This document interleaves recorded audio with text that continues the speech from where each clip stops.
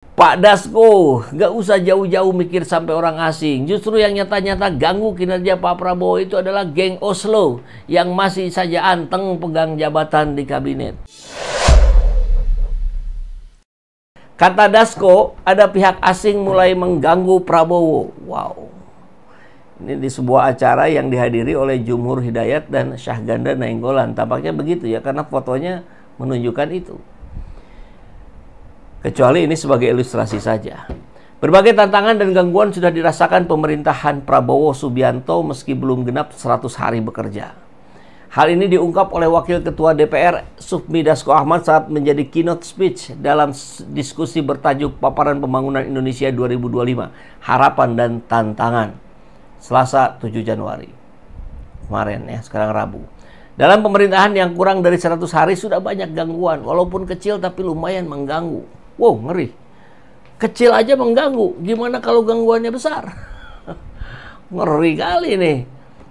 Harusnya Pak Dasko menyampaikan, clear aja, disebut aja. Kalau ada gangguan itu dari siapa? Tunjuk hidung saja. Gitu. Oh, nggak bisa di politik, nggak bisa begitu.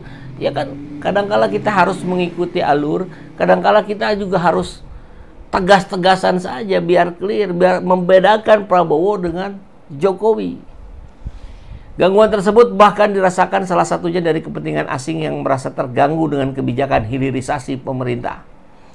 Ya, sebut asingnya siapa? Kita sudah lihat bahwa kepentingan asing di sini sangat besar, maka tentunya tidak happy kalau kita melakukan hilirisasi. Dasko juga menyebut banyak pihak yang tidak suka dengan langkah Prabowo dengan memperketat pengawasan proyek-proyek besar melalui pendampingan aparat penegak hukum termasuk Komisi Pemberantasan Korupsi, KPK maksudnya, singkat, dan kejaksaan. Tapi Pak Prabowo agak keras dalam pendampingan di kementerian, lembaga dengan melibatkan aparat penegak hukum, KPK, maupun kejaksaan dalam rangka mengawal proyek-proyek yang bersifat besar. Yang bersifat tidak besar juga kawal juga, Pak. Kecil-kecil lama-lama jadi bukit itu. Dasko pun mengajak seluruh elemen masyarakat mendukung dan mengawal kebijakan-kebijakan pemerintah yang bertujuan untuk kepentingan rakyat. Kita kawal, kita sudah mendukung, dan kita sudah juga mengawal. Termasuk pengawalan terhadap pengadilan kepada Jokowi. Karena kebijakan-kebijakannya yang merugikan rakyat Indonesia. Dia optimis dengan dukungan dan kerjasama semua pihak. Kebijakan pro rakyat yang digagas Prabowo dapat terlaksana dengan baik meski menghadapi tantangan baik dari dalam maupun luar negeri. Ya, kita berjamaah bantu Prabowo untuk menghabiskan segala anasir-anasir buruk yang ada di negara Indonesia ini. Prabowo diganggu pihak asing karena nggak terima Indonesia lebih maju. Guys, kalian tahu nggak? Ternyata Prabowo tuh akhir-akhir ini udah mulai digangguin sama pihak asing loh. Walaupun gak secara langsung, tapi itu cukup berpengaruh. Kecurigaan ini disampaikan sama Wakil Ketua DPR dari Gerindra yaitu Sufmi Dasko. Bagi Dasko, gangguan ini tuh mulai muncul akibat kepentingan asing yang gak bisa dipenuhi guys. Terutama masalah hilirisasi. Soalnya, Prabowo tuh ternyata perketat pengawasan proyek besar dengan pendampingan langsung sama penegak hukum kayak KPK dan Kejaksaan. Menurut kalian, Prabowo bakalan kuat apa nggak nih guys lawan kepentingan asing demi kepentingan Indonesia?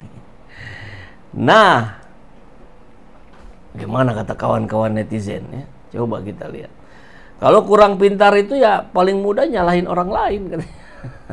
Coba kita lihat nih, Wakil Ketua Kadin.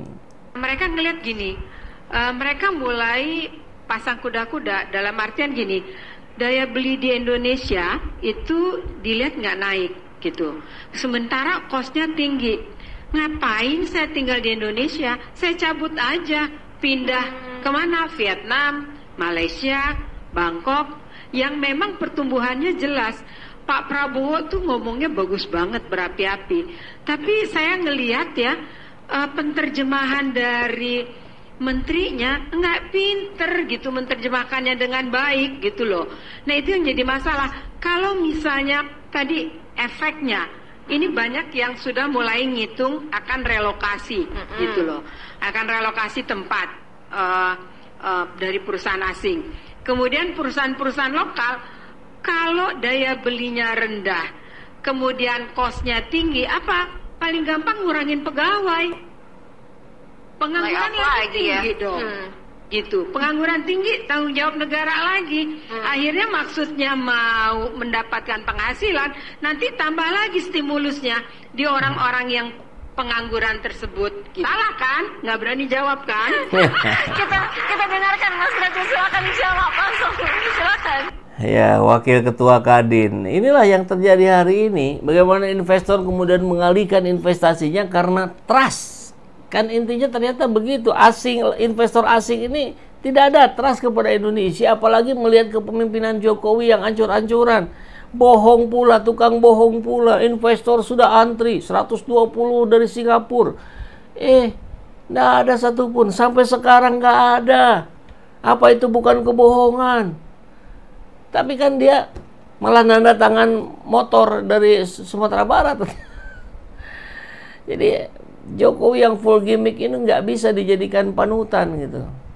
Ya sayang sekali tempo hari misalkan kita dengar Pak Prabowo kan dengan begitu gencarnya, kita lawan antek-antek asing, kan begitu. Apalagi kau bela-bela antek asing.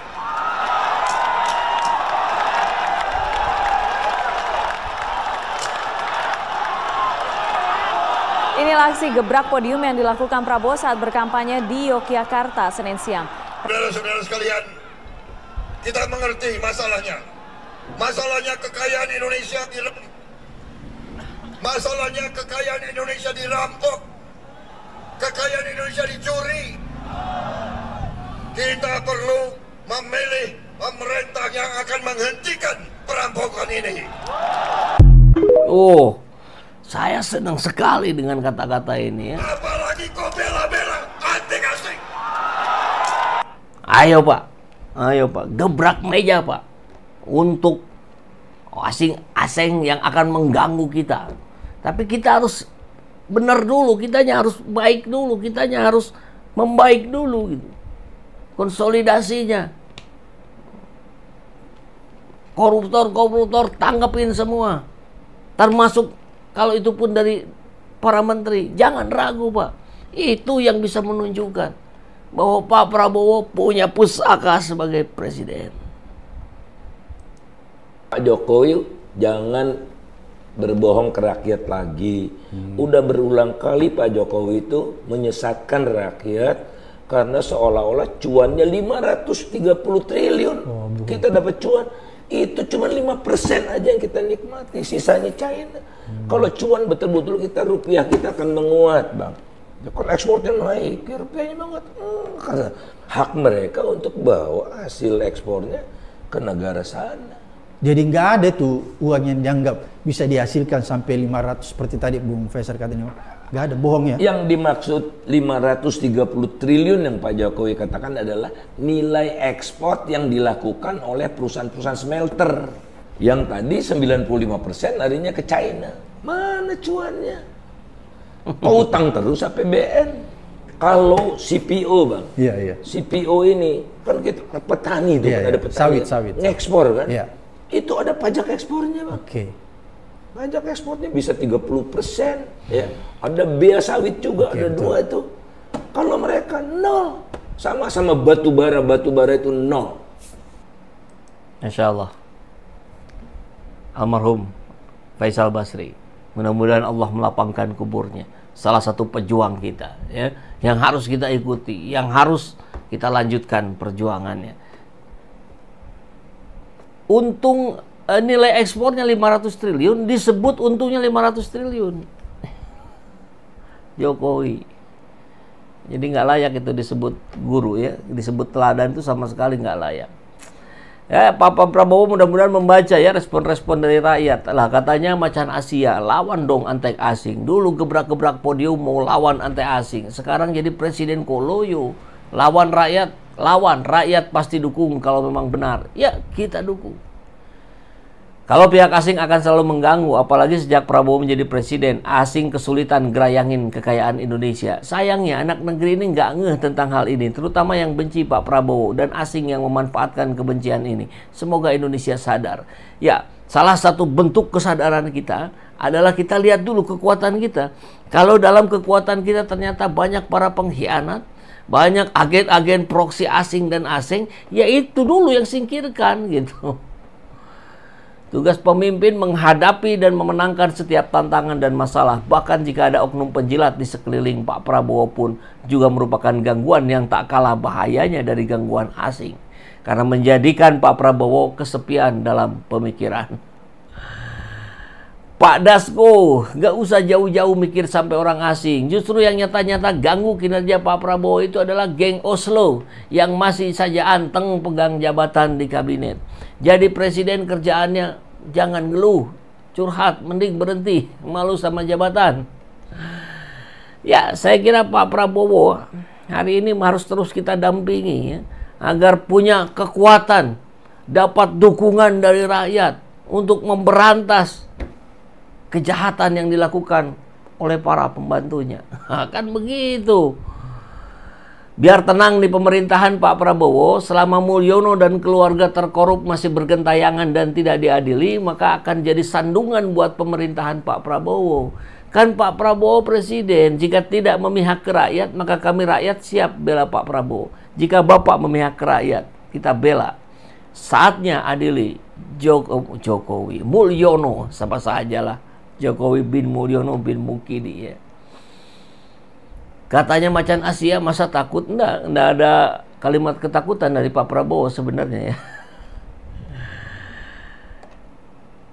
Kemarin bilang diancam, sekarang diganggu asing, besok bilang dibidik alien. Nah, ini mudah-mudahan masuk ini kritikannya ya. Indonesia itu bagian dari pergaulan internasional yang menyepakati nilai-nilai universal. Kalau baik-baik jadi panutan, kalau buruk ya jadi gorengan. Mana Sugiono nih, lagi syuting atau smoothing?